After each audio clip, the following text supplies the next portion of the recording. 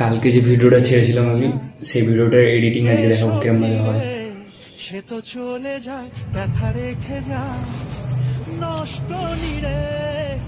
আজকে দুখানা এডিটিং শিখবো, একটা হলো ক্রিফ্রেম আর একটা ওভারলে।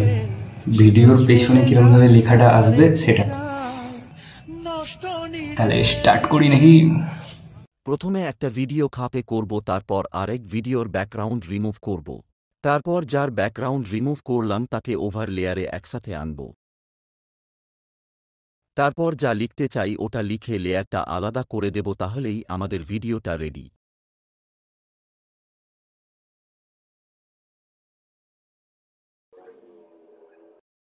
কিভাবে এই ভিডিও বানালাম বা বানাই আপনারা যদি শিখতে চান তাহলে কমেন্ট করুন, নেক্সট ভিডিওতে বানিয়ে দেখাবো।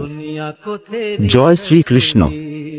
बना दूं मेरा बस चले तो दिल चीर के दिखा दूं।